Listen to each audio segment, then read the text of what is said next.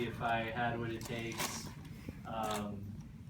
And I believed in what our military was doing overseas at the time. Because my first day of college was September 11th, when the Twin Towers were hit and all those other places were hit, Pentagon, everything. That was my first day of college. So I remember I showed up to draw that day, and they're like, "Oh, class is canceled. Go watch the news, see what's going on." And so I got to see that the world is a crazy place, right? There's people who are just capable of really extreme evil, and I don't know about you guys, but I don't like to see that. So I joined the Marines a little while after I finished my undergrad. I built houses in Texas for like a year, and then I joined the Marines. So since I completed college, I was able to go in as an officer. So there's enlisted ranks and there's officer ranks. So I went to officer candidate school for the Marines, and it's similar to boot camp. It is boot camp, but it's a little different. In boot camp, they're teaching you instant obedience to orders, right? In officer candidate school, they're evaluating you to see if you have what it takes to lead Marines in the Marine Corps. So it's more evaluation, a lot of physical fitness. You're just running all the time. And it's about, I forget, it's like 12 or 13 weeks, something like that. After that, so that's in Quantico, Virginia. After that, you stay in Virginia and you go to what's called the Basic Officers Course. And then you learn more about what it's like, what's required of you to be an officer in the Marines. You learn tactics and things like that. So just like have you guys ever heard every Marine is a rifleman? You guys ever heard that? No. So every Marine, female, male, doesn't matter, they're all capable of performing the duties of a basic rifleman. So they can fight, right? They can shoot. They can do all those things. Every Marine, which is different than other branches. And every Marine officer is capable of being a provisional platoon commander. Meaning if they really had to, they can lead a platoon of Marines in combat. If they really had to. So they got that basic training at the start. That's what's a little different about the Marines compared to other branches. Is fighting is that everyone's able to fight at some level. So I wanted to do infantry. I wanted to do that right when I went in, and you usually get one of your top 3 choices of your MOS, which is called a military occupational specialty. It's like your job. So usually you list your number 1 choice all the way down to your last choice. You usually get within your top 3. And then you list where you want to be stationed. I got lucky. I got both. I got infantry, and I got stationed in Camp Pendleton, which is beautiful. You guys been in San Clemente area? It's beautiful over there. Camp Pendleton is right next to it. You can always hear like artillery going off and helicopters flying by if you spend time around there. But it's a beautiful place to be stationed. Now, you guys know where 29 Palms is, out near Joshua Tree? Mm-hmm. That's another Marine Corps base, and it's a horrible place to be stationed. It's just dry, hot desert, and not a whole lot to do around there. So I got my number 1 choice. But before I got sent to to Camp Pendleton, I had to finish infantry officers course. So that's where you learn to do your specific job. So it was like 11 weeks, and it was tough. It was a lot of tactics, a lot of shooting, a lot of fighting, all that kind of stuff. Because infantry, that's what they do. So it's like 11 straight weeks of that. Within that, they do. I can't share too much about it, but they do some training, or it's designed to.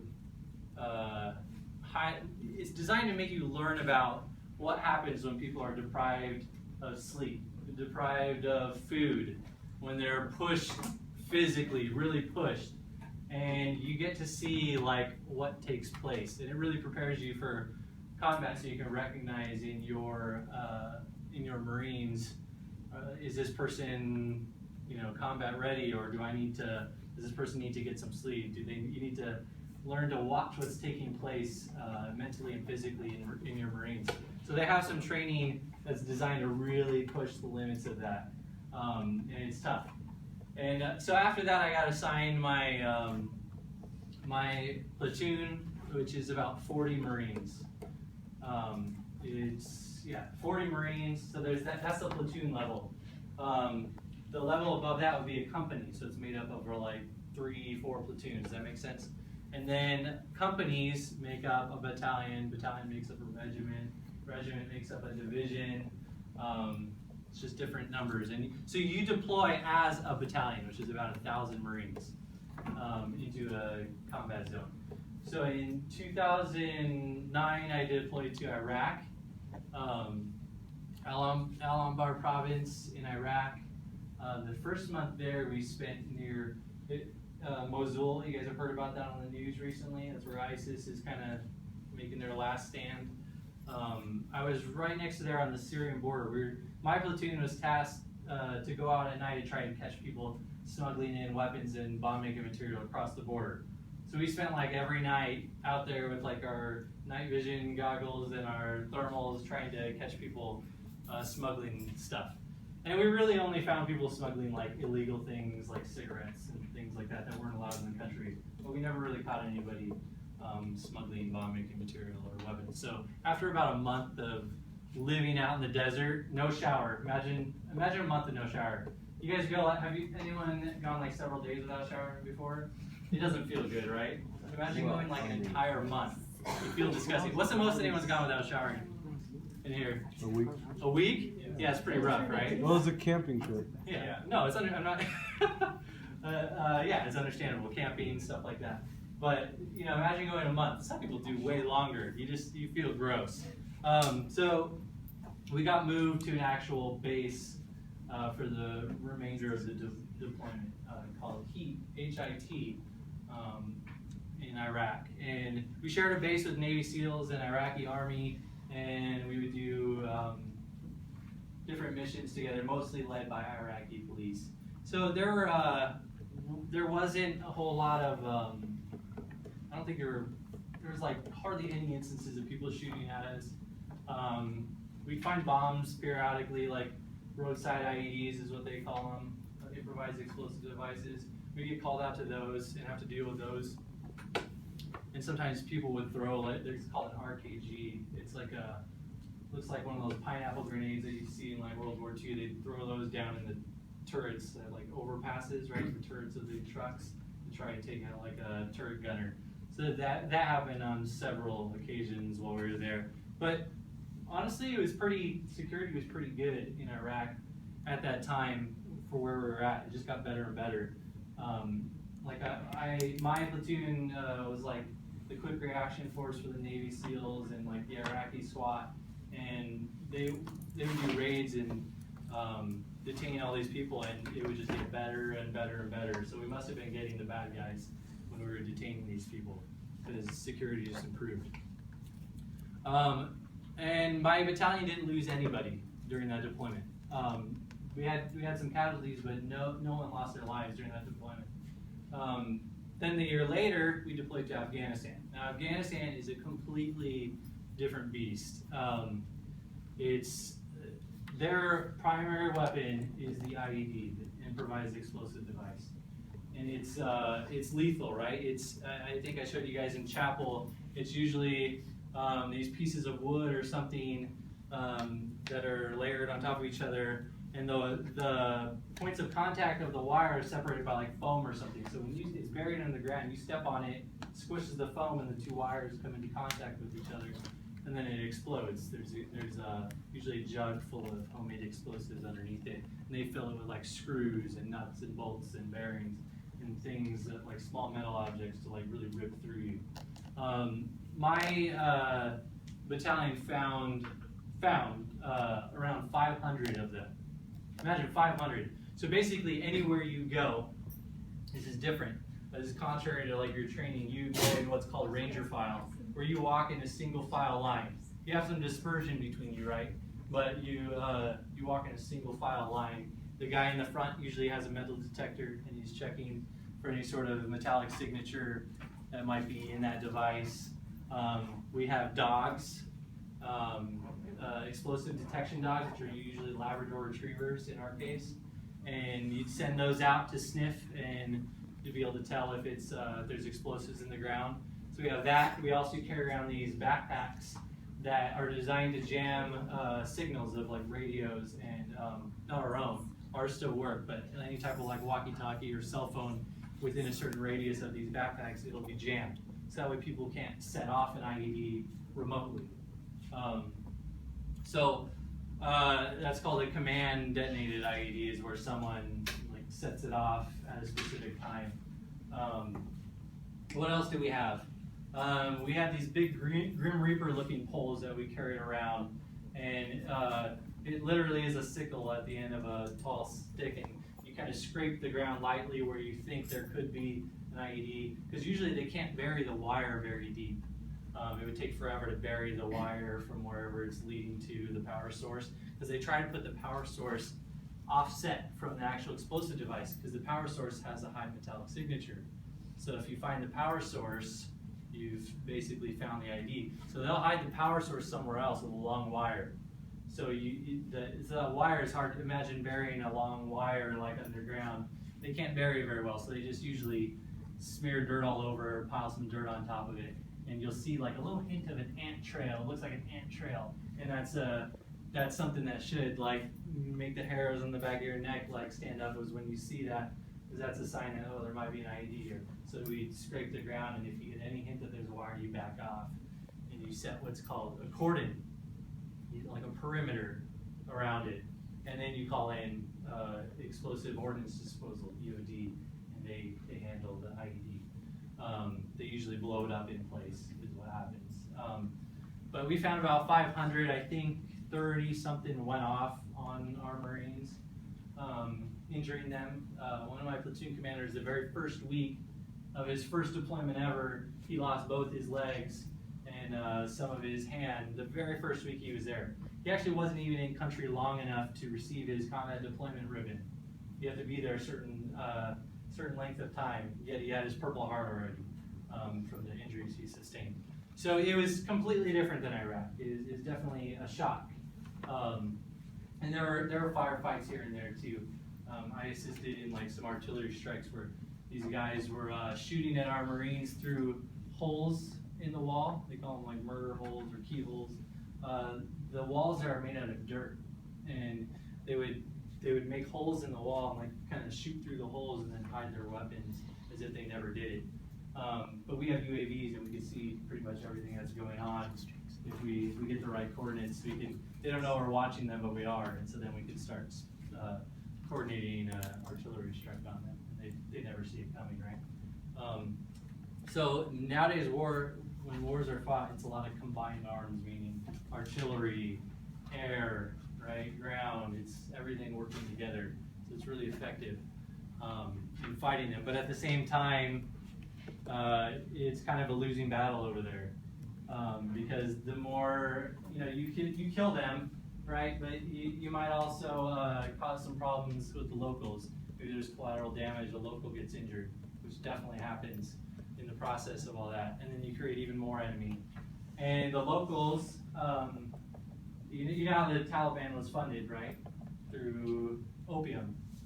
So the locals would be growing poppy fields, and they would score the poppies, and they would ooze out this like sap, right? And that's raw opium, which has a huge value on it for drug making, right?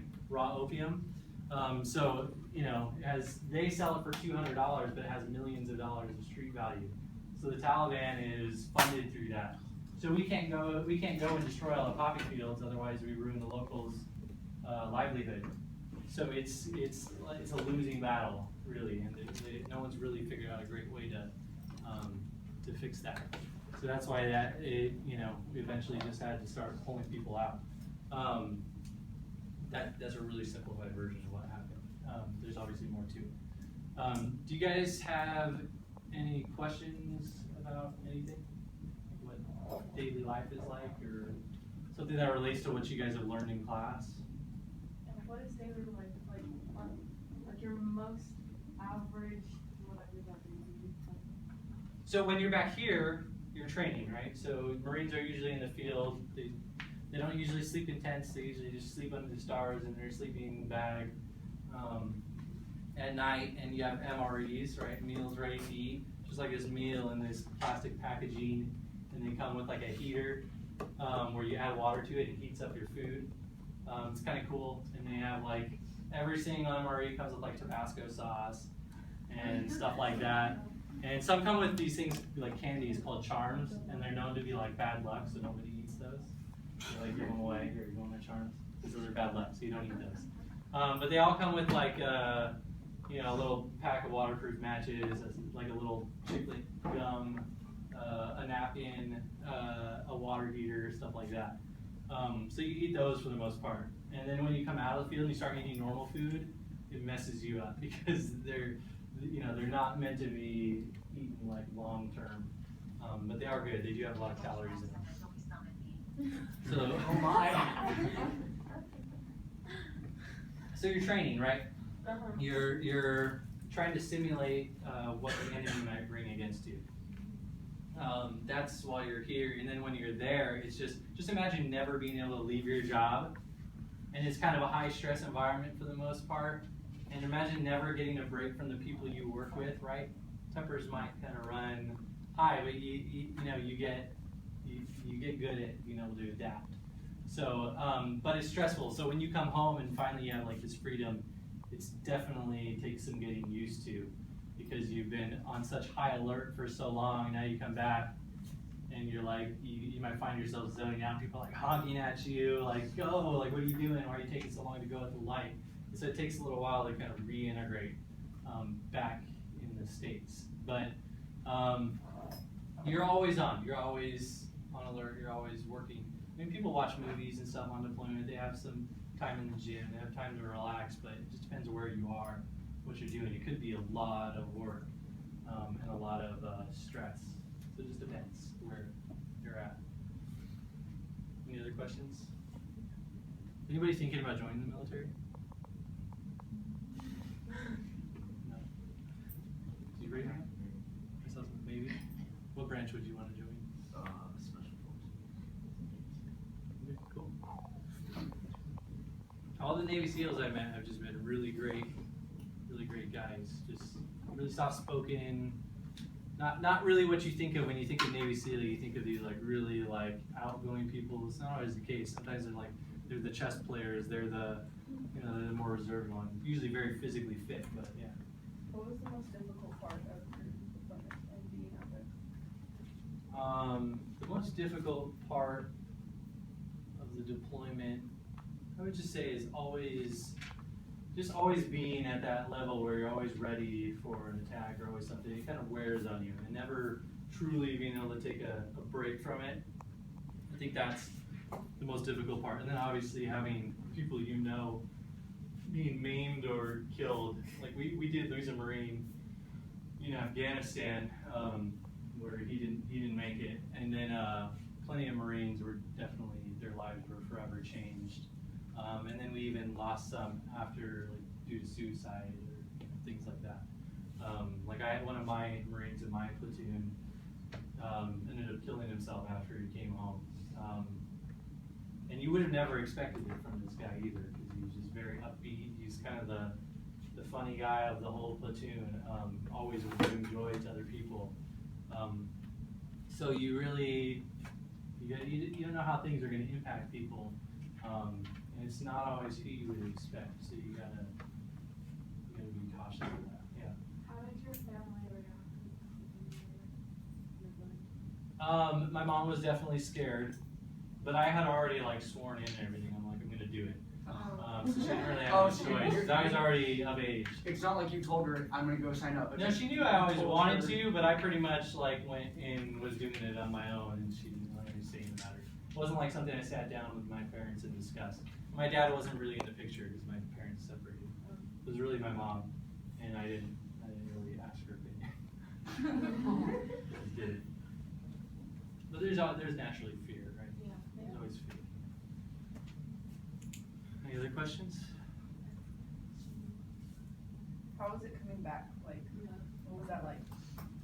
I found myself getting frustrated with people when I first came back. I got really frustrated with people. I definitely had a little bit of a temper when I came back. I had to really like work to not snap on people. Just because, like I said, you know, you're operating up here and then you come back and you're like, you got this newfound freedom for the most part, not as much responsibility weighing on you. But then you have a different perspective, and the things that people get heated over here really bug you because they seem insignificant when you get back. Like especially like people honking at you like when you get back because you didn't go fast enough at a green light.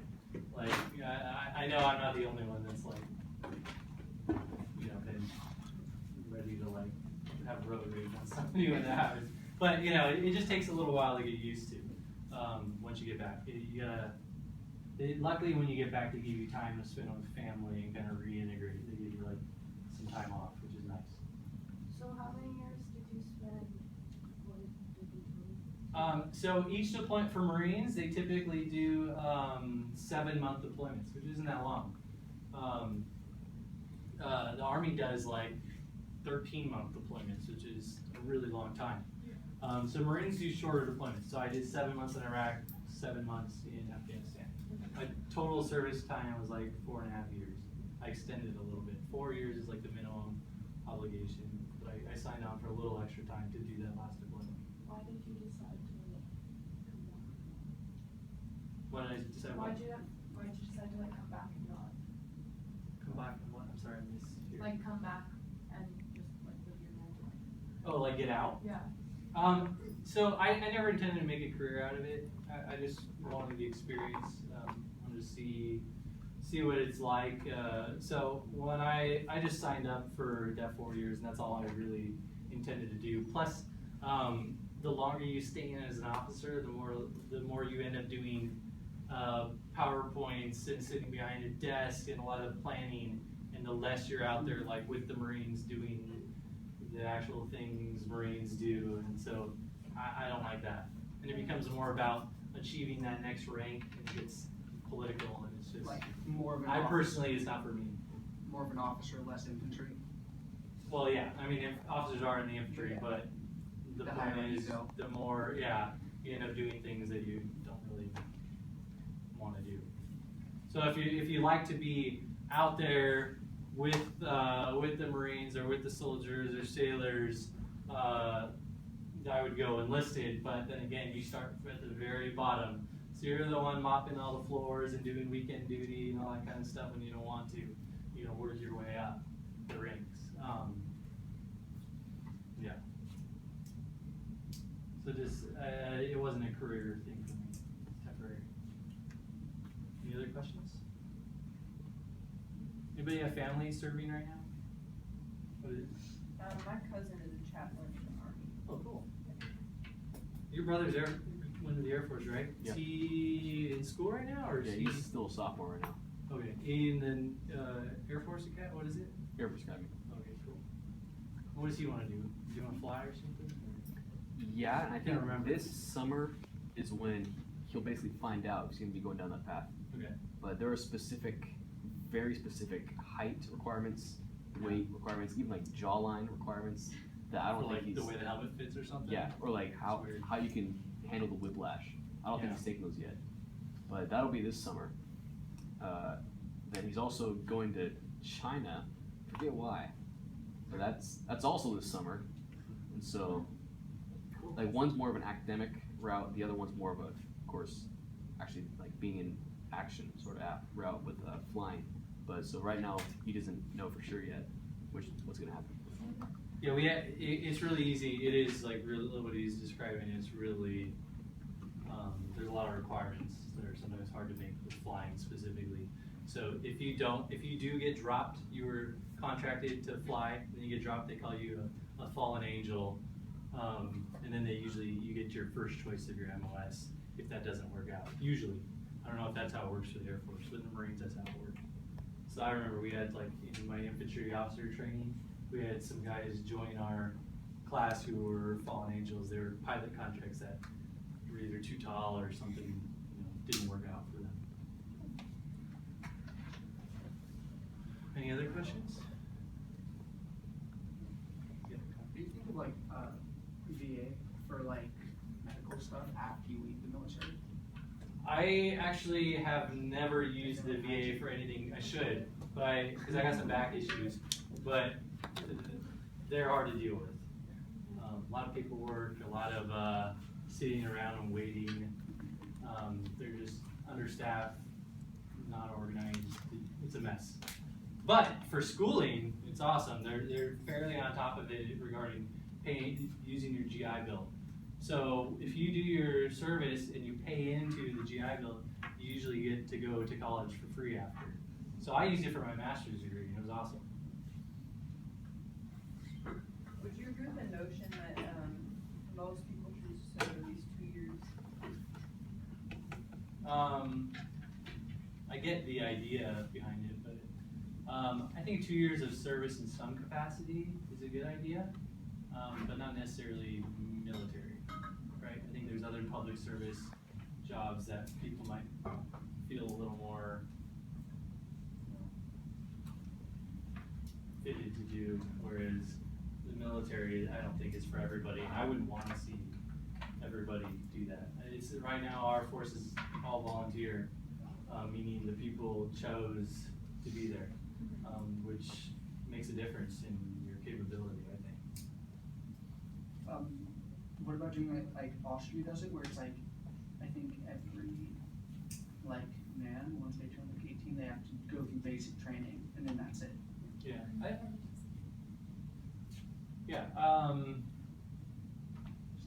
So I it's mean, not like I don't think it's a bad idea. I think it's good. It probably instills some discipline in a lot of people who need it. Probably humbles a lot of people, which I think a lot of people need. I can see a lot of benefits to it. I don't know about the required service time. I don't know if I'd buy into that. Unless it was like broader, like more broad, like like if you there was an opportunity to serve in like hospitals or something like that. Different ways to serve your country. Any other questions? You said that your reason for going was discipline, but what were some other reasons that you heard from other people? That's part of it. From other people. Yeah, from other people. So usually when you go to a recruiter, they have like these little pieces that have different words on them, and they'll lay them all out for you, and they'll say pick the top 3 that appeal to you and why you are wanting to join. So it could be a number of things. It could be like patriotism, travel, money for college. It could be all sorts of reasons why, and there's no like right or wrong reason for the most part. But mine, there could be some wrong reasons, right? Mine was, I wanted the discipline in my life. I wanted the challenge, and I chose like patriotism too. I didn't really understand what that even meant at the time, but I think I chose that too. But there's a whole host of reasons. A lot of people do it because they want to travel and it's stable, or they know the alternative for their life isn't good. So it's stable pay, right? You have a roof over your head. You have a purpose. What is really cool that happens is the camaraderie that happens with the people around you that you work with.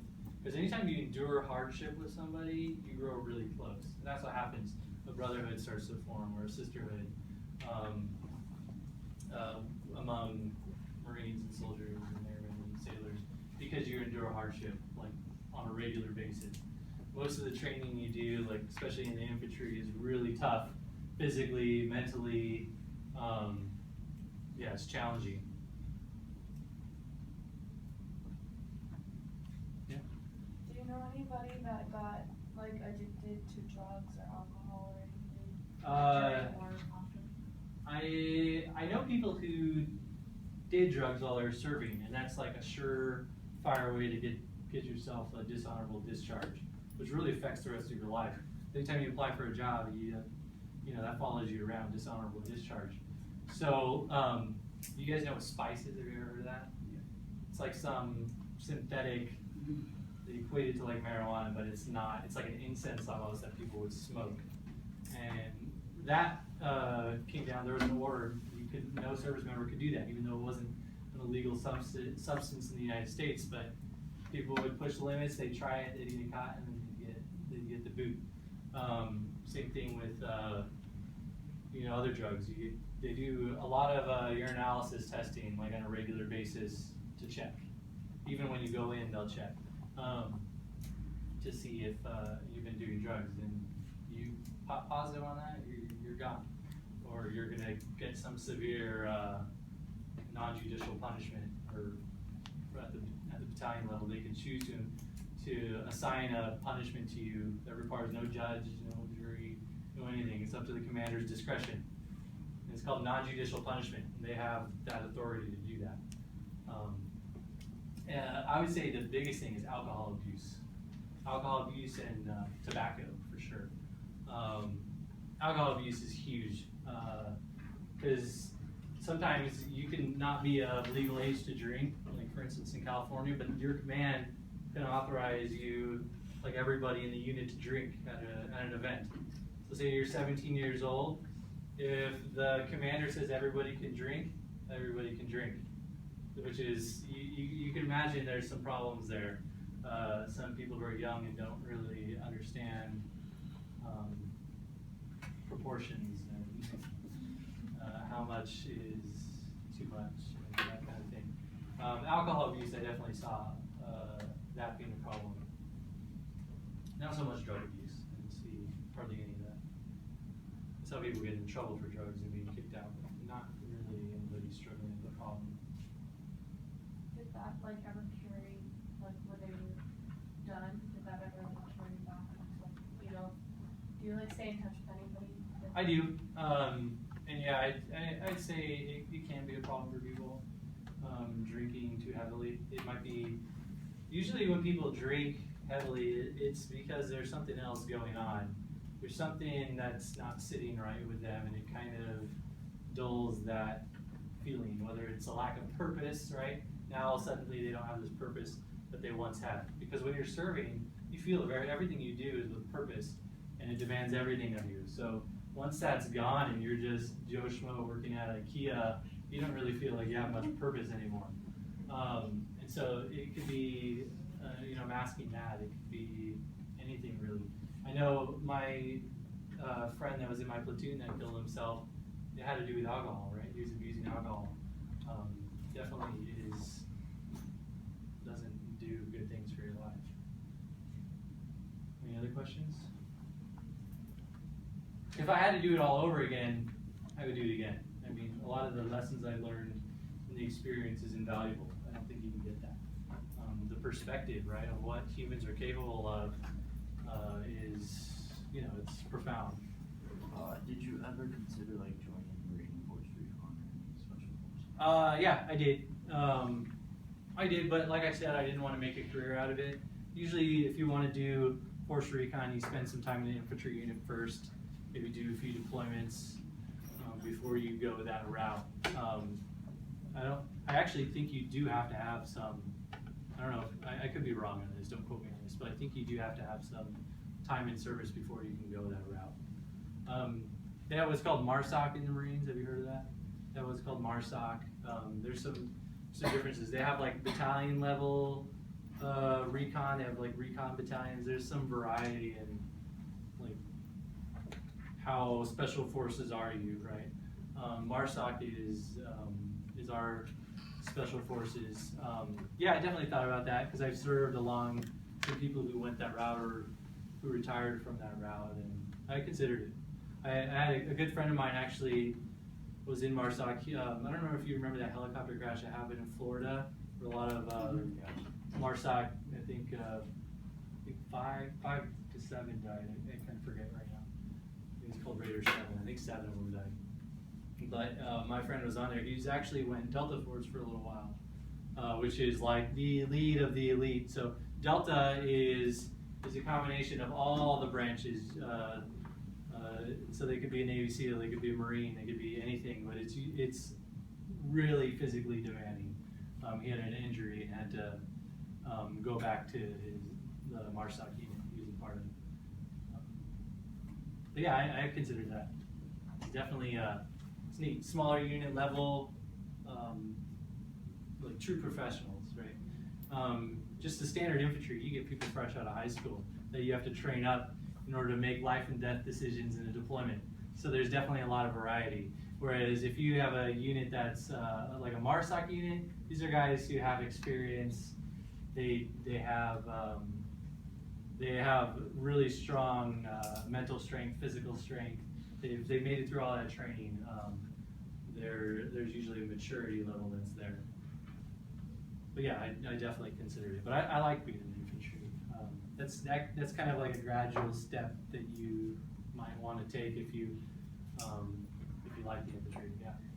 Did you ever have, like, personally, any really bad instances of like tension rising between like you and somebody else? Are really bad. Little. Like you start to aggravate each other, so there might be or you might disagree, like fundamentally disagree on what you should do. Like I remember I had, people who outranked me who were in charge of like making the final call, and they didn't want to make a decision. And I remember it just like outraged me, like because there were people actively getting shot at, and they like delayed in making a decision when all the information that was needed to make a decision was there, and they delayed because they were so worried about what could happen, to the point where it started to become a dangerous situation to the things that were actively being shot at. So things like that, tempers can flare. So I had situations like that where I really disagree with somebody. Yeah. How did you deal with like all the trauma and the traumatic situations? I didn't have it that bad. Honestly, I didn't have it that bad. The way I made it describe may have sounded really bad, but I didn't have it personally that bad. There's people who go on deployments that are just rough. If you know anyone that's been to Sangin in Afghanistan, that was a rough area. Like every day they'd have triple amputees. Like I just remember seeing all the reports coming in from there because I was further south than there, and I just remember like those guys on those deployments had it so rough. I think it was a benefit to me because when I came back, it put everything into perspective for me. Like, what am I doing with my life? And I think it was the start of me getting on the right path. I decided to go on a mission trip with CCV, and that changed my life. And that brought about me working here. It set me on, I think, the right course. All of that. So even though you could look at it as something negative or traumatizing, it has the ability to change your perspective, and that's invaluable. Yeah. Were you a Christian? I was. I had a relationship with Jesus. I don't even remember when I first accepted. I was a little one, and then I recommitted my life to Christ when I was like 13. But I don't think it was ever. It was always there was something that just felt incomplete in me, even while I was serving. Where I just felt like there's got to be more to this idea of the gospel message, the kingdom of God. There's got to be more to it. And I think after my time in the Marines is when it became real to me and everything kind of was put into perspective. I think sometimes we need to get out of our shelter that is the United States. You need to see what's going on in the world. Go on a mission trip. Serve in the military. See what's going on outside of this. This is really a shelter. It's really easy to live in a bubble and have a lot of opinions that are. You'll find out, like, man, this is kind of a lie I've been living here, and especially as a Christian, I think we have like a ton. As being a Christian in the United States, I think you have a huge responsibility. We're the richest people to have ever existed in history, arguably, and I think with that comes big responsibility, especially in like most of the world is living less than $2 a day. There's plenty of wealth to go around. And I feel like we have a lot of responsibility in that. Any other questions?